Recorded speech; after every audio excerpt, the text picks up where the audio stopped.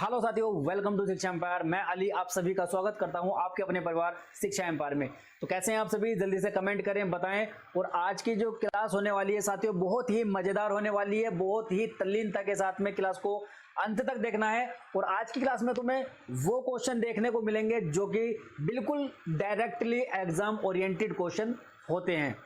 पिछली क्लास में top 10 question हमने देखे थे और आज हम उसी से आगे शुरुआत करते हैं। आज की जो क्लास होने वाली है बहुत ही मजेदार, बहुत ही शानदार और बहुत ही दिलचस्प क्लास होने वाली है, क्योंकि जो एग्जाम में क्वेश्चन हमारे पूछे जाते हैं बिल्कुल सेम के सेम वही क्वेश्चन तुम्हारे सामने अगर देखने को मिलेंगे तो तुम्हें एक अलग ही नया इंटरेस्ट यहाँ देखने को मिलेगा। तो शुरू करते हैं। आज का जो सेशन है बहुत ही मजेदार सेशन है। शुरू करने से पहले अपने सभी दोस्तों तक इस क्लास को शेयर कर दो। तो देखते हैं आज का जो सेशन है, आज का जो पहला क्वेश्चन होने वाला है वो कौन सा क्वेश्चन होने वाला है। देखते हैं आज का जो पहला क्वेश्चन है। देखें तो आज का जो पहला क्वेश्चन होगा, देखो 10 क्वेश्चन हमने कर लिए थे पिछली क्लास में। आज का हमारा जो पहला क्वेश्चन होगा क्वेश्चन नंबर 11। यहाँ क्वेश्चन 11 लिखा हुआ है, इसका मतलब ये नहीं 11 शुरू है, लेकिन यहाँ आज का जो पहला क्वेश्चन है ये आज का पहला क्वेश्चन होने वाला है, क्योंकि इससे पहले के 10 क्वेश्चन हमने पिछली क्लास में डिस्कस कर लिए हैं, बहुत अच्छे से डिटेल में डिस्कस कर लिए हैं। आज के जो हमारी जो क्लास शुरू होगी आज हमारी यहीं से शुरू हो रही है। तो पहला क्वेश्चन है हमारा, पहला क्वेश्चन क्या कह रहा है देखो जरा। कोई है ऐसा बच्चा जो क्वेश्चन की भाषा समझ सके, पूछो इससे क्या कह रहा है। क्वेश्चन नंबर 1 तो क्या कह रहा है, एक बच्चे में दूसरों की नीयत और इच्छाओं को समझने की योग्यता है, यह बुद्धि के किस स्वरूप को दर्शाता है। यह बुद्धि के किस स्वरूप को दर्शाता है, जल्दी बताओ। तो मतलब कोई बच्चा है वो अपने साथी बच्चे की जो इच्छा है, जो उसकी नीयत है, उन सभी को समझ लेता है बहुत अच्छी तरह से। ठीक है, अपने साथी बच्चों की नीयत को और उनकी इच्छाओं को समझ लेता है। तो उसकी जो वो बुद्धि है ना इसको समझने की, उसका स्वरूप क्या कहलाता है। स्थानीय बुद्धि होगी, अंतर्वैयक्तिक, प्राकृतिक बुद्धि होगी, क्या होगी बताओ। देखो स्थानीय और प्राकृतिक ये तो अलग की चीज है। ठीक है, जहां प्रकृति के बारे में बुद्धि लगाई जाए, जहां स्थान के बारे में बुद्धि लगाई जाए, तो ऑप्शन ए और डी यहां कैंसिल हो गए। आते हैं हमारे 2 ऑप्शन बचते हैं, ऑप्शन नंबर बी और ऑप्शन नंबर सी। इनमें कंफ्यूजन सबसे ज्यादा क्या होता है, जो क्वेश्चन ये है तो इसमें क्या होता है, देखो ये हमारा ये है ना, ये होती है हमारी कौन सी, इंट्रापर्सनल। कौन सी, इंट्रापर्सनल। और ये जो होती है हमारी ये होती है इंटरपर्सनल। ठीक है, इंटरपर्सनल और इंट्रापर्सनल में अंतर क्या होता है। देखो इंट्रापर्सनल क्या होता है, इंटर यानी कि अंतरा। तो इसमें होता है जब कोई मनुष्य अपने खुद की इच्छाओं को, खुद की भावनाओं को, खुद की नीयत को, मतलब कहने का मतलब यह है अपने ही आप को यानी कि खुद ही के बारे में बहुत अच्छे से समझता है। ठीक है, खुद अपने ही बारे में समझता है, दूसरों के बारे में नहीं समझता, तो उसको कहते हैं अंतराव्यक्तिक या इंट्रापर्सनल। वो अपने ही बारे में जानता है, दूसरों से कोई उसको मतलब नहीं होता। ठीक है, तो ये तो हो गई अलग की बात। अब आती है हमारी ऑप्शन नंबर सी जो बचता है, ये हमारा राइट आंसर हो जाएगा, क्योंकि अंतःव्यक्तिक यानी कि इंटरपर्सनल जो होता है वो अपने से अलग दूसरों की भावनाओं को, दूसरे की नीयत को, इच्छाओं को बहुत अच्छे से समझ सकता है। ठीक है, दूसरे से इंटर रिलेट कर सकता है। जैसे कि मैं यहाँ खड़ा हूँ, मैं तुमसे बहुत अच्छे से इंटर रिलेट अगर कर सकता हूँ तो मेरे अंदर क्या होगी, इंटरपर्सनल होगी। अगर मैं खुद ही के बारे में अपने मनपसंद से चीजें यहाँ लाऊं और यहाँ तुम्हें पढ़ाने लगूं, तुम्हारे वो काम की भी ना हो, तुम्हें उसमें इंटरेस्ट भी नहीं आए, मतलब अपने ही इंटरेस्ट के लिए मैं यहाँ चीजें दिखाता रहूं, तो वो क्या होगा, वो मेरा मतलब सेल्फ वाला होगा या मेरा अंतराव्यक्तिक होगा, उसमें इंट्रापर्सनल हो जाएगा। आगे देखते हैं, इसमें कुछ एग्जाम्पल शायद हो सकता है। देखो जरा, देखो यहाँ देखो इसमें डिटेल दी है किसकी, ऑप्शन नंबर तो हमारा सी हो जाएगा।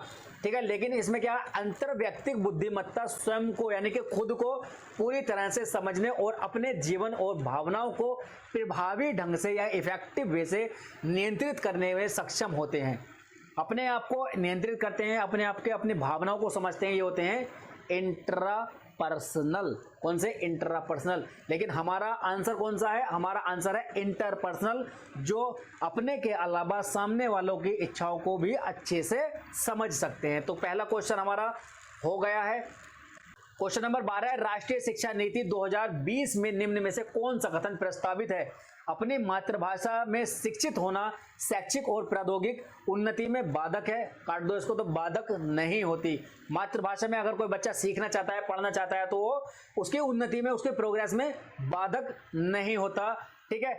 और विद्यालयों को बच्चों को अंग्रेजी भाषा की प्रथम भाषा के रूप में सीखने और बोलने के लिए प्रोत्साहित करना चाहिए। मतलब विद्यालयों को, बच्चों को कहना चाहिए कि फर्स्ट लैंग्वेज तुम्हारी जो होगी वो इंग्लिश होगी और उसी में तुम्हें चीजों को सीखना है, उसी में तुम्हें समझना है, उसके लिए प्रोत्साहित करना है। ऐसा कर सकते हैं क्या? ऐसा भी नहीं कर सकते। और विद्यार्थियों द्विभाषीय या दो भाषीय उपागम विद्यार्थियों में उलझन पैदा करता है? नहीं। तो हमारा जो राइट आंसर होगा ऑप्शन नंबर सी हो जाएगा। बाल विद्यार्थियों के लिए बहुभाषी होने के उच्च सृजनात्मक लाभ होते हैं। आगे देखो क्या है।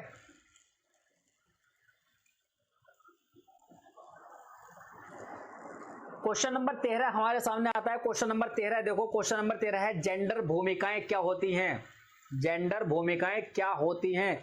अधिग्रहित व्यवहार होता है, एक्वायर्ड बिहेवियर होता है, जन्मजात होता है, या फिर जैविक संरचना है, बायोलॉजिकल स्ट्रक्चर है, या फिर आनुवंशिक निर्धारित है, या फिर हमारा कह सकते हैं हेरिडिटिकल बेस्ड है।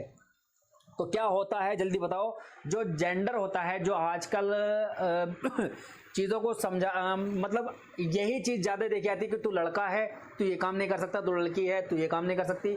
बहुत सी चीज़ें ऐसी होती हैं जो हमारे जेंडर बेस्ड होती हैं। तो ये जेंडर भूमिका क्या होती हैं? तो जेंडर भूमिका जो होती है ना हमारी होती है अधिग्रहित व्यवहार, यानी कि एक्वायर्ड बिहेवियर होता है। जन्मजात ये नहीं होती, जैविक नहीं होती, आनुवंशिक नहीं होती। ये अगर इन तीनों ऑप्शन को अगर तुम्हें देखना हो ना, तो इन तीनों ऑप्शन के लिए आता हमारा क्या, ये शब्द आता है। क्या आता है? ये। कभी तुम हॉस्पिटल वगैरह जाओगे ना, तो वहां अगर तुम्हें डॉक्टर को दिखाने के लिए जो एक पर्चा बनता है ना, उसमें सबसे ऊपर कॉलम में लिखा होगा सेक्स या लिंग, मतलब उसका क्या है, मेल हो या फीमेल हो, लेकिन जेंडर कहीं नहीं होता। जेंडर क्या है? जेंडर हमारा ये सामाजिक देन है। समाज ने इसको उत्पन्न किया है, समाज ही इसको बढ़ावा देता है कि तू ये कर सकता है, तू ये नहीं कर सकती, तू लड़की है तू वहाँ नहीं जा सकती। मतलब ये चीज़ें क्या है, ये समाज ने हमारी सोच बना रखी है। तो इसमें क्या होता है, जेंडर भूमिकाएं हमारी क्या है, अधिग्रहित व्यवहार है, एक्वायर्ड बिहेवियर है। आगे देखते हैं क्वेश्चन नंबर अगला देखें। अगला क्वेश्चन है हमारा, देखो क्वेश्चन नंबर 14 क्या होता है। 14 क्वेश्चन नंबर क्या कह रहा है, देखो जरा। क्वेश्चन नंबर 14 है सतत एवं समग्र मूल्यांकन का प्राथमिक उद्देश्य क्या होता है? सतत मतलब कॉन्टिन्यूअस एंड कॉम्प्रिहेंसिव, CCE, यानी कि कॉन्टिन्यूअस कॉम्प्रिहेंशन इवैल्यूएशन क्या होता है? तो उसका प्राथमिक यानी कि प्राइमरी जो ऑब्जेक्टिव है वो क्या होता है? छात्रों के प्रदर्शन की एक दूसरे से तुलना करना। तुलना कभी नहीं करते हैं हम, ठीक है। मतलब छात्र कोई एक बच्चा है वो अच्छा काम कर रहा है, कोई एक बच्चा है वो गलत काम कर रहा है, दोनों में कंपेयर नहीं करते, ठीक। ऑप्शन बी, छात्रों की समझ को आंकना और पाठ्यक्रम तथा शिक्षा शास्त्र को इसके अनुसार रूपांतरित करना, ठीक है। रोक सकते हैं इस ऑप्शन को हम थोड़ी देर के लिए, होल्ड कर देते हैं। छात्रों का उनके प्रदर्शन के अनुसार वर्गीकरण करना, बिल्कुल भी नहीं। तू अच्छा काम कर रहा है, तू इस वाली क्लास में बैठ, तू अभी अच्छा काम नहीं कर रहा, तू अभी इस वाली क्लास में बैठ, ऐसा नहीं करना है हमें। वर्गीकरण क्लासिफिकेशन नहीं करना है, ठीक है। छात्रों को किसी विषय में सफल और विफल, फेल या पास घोषित करना, वो भी नहीं करना है। ऑप्शन नंबर हमारा बी हो जाएगा कि छात्रों की जो समझ होती है ना, उस समझ को आंको, उसका इवैल्यूएशन करो और उस आंकने के अनुसार ही जो पाठ्यक्रम होगा, जो तुम्हारा पेडागोजी या शिक्षा शास्त्र होगा, उसी को उसके अनुसार तुम रूपांतरित या बदलाव कर सकते हो। तो ये हमारा बी आंसर सही हो जाता है, ठीक है। अगला क्वेश्चन देखते हैं, क्वेश्चन नंबर 15 है। क्वेश्चन नंबर 15 देखो क्या कहता है। क्वेश्चन नंबर 15 में, क्वेश्चन नंबर 15 अपनी कक्षा के लिए मूल्यांकन पद्धति तय करने से पहले, मूल्यांकन की पद्धति अगर तुम तय कर रहे हो, इवैल्यूएशन को अगर तुम बनाना चाह रहे हो, तो उसको करने से पहले जो ये टीचर है, किन किन बातों पर विचार करना चाहिए टीचर को, कि क्या क्या विचार हो सकते हैं। मेरे अलावा इन पद्धतियों, इन परिमाणों का उपयोग कौन करेगा? विशिष्ट छात्रों के अधिगम वक्र का पता लगाने का सर्वोत्तम तरीका क्या होगा, ठीक है। और कौन सा तरीका अध्यापिका को स्वयं के शिक्षा शास्त्र पर चिंतन में मदद करेगा, और कौन सी विधि छात्रों को उच्चतम अंक पाने में मदद करेगी। तो कौन सा ऑप्शन हो जाएगा बताओ जल्दी से यारा, ऑप्शन कौन सा हो जाएगा? देखो इसमें क्या है, मेरे अलावा इन परिणामों का उपयोग कौन करेगा, ये तो हो जाएगा। ठीक है, अगर मैं कोई चीज बना रहा हूं तो मुझे उसका ये ध्यान रखना है कि मेरे बाद में, मेरी छुट्टी के समय या मेरे बाद में इन परिणामों का कोई और उपयोग कर लेगा या नहीं, उसी हिसाब से मुझे बनाना है। ठीक है, तो ये हो जाएगा। ऑप्शन नंबर बी क्या आता है, विशिष्ट छात्रों के अधिगम वक्र का पता लगाना। अलग अलग जो छात्र हैं उनमें अधिगम यानी कि सीखने के जो वक्र हैं, जो सीखने की उनकी दिक्कतें आ रही हैं, उनका पता लगाना है कि किस बच्चे को कहाँ दिक्कत आ रही है सीखने में, उसका पता लगाना। 2 हमारा बी भी हो जाएगा। ठीक, 1 और 2 दोनों हो गए हैं। ठीक है, 1 और 2 दोनों हैं। कौन सा तरीका अध्यापिका को स्वयं के शिक्षा शास्त्र पर चिंतन में मदद करेगा?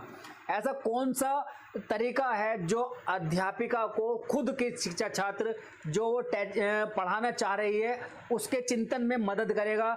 इस पे भी वो विचार कर सकती है। ठीक है, उच्चतम अंक पाने के ऐसा कुछ नहीं होता है, तो हमारा ऑप्शन नंबर ए हो जाएगा। ए, बी और सी, ए, बी और सी ये हमारे सही हो जाएंगे, इन पर वो विचार कर सकती है। ठीक है, 15 क्वेश्चन हो गए हैं। ठीक है, 5 क्वेश्चन यहाँ हमने डिस्कस कर लिए। बहुत अच्छे क्वेश्चन थे, बहुत ही चुनिंदा क्वेश्चन तुम्हारे सामने लाए गए थे।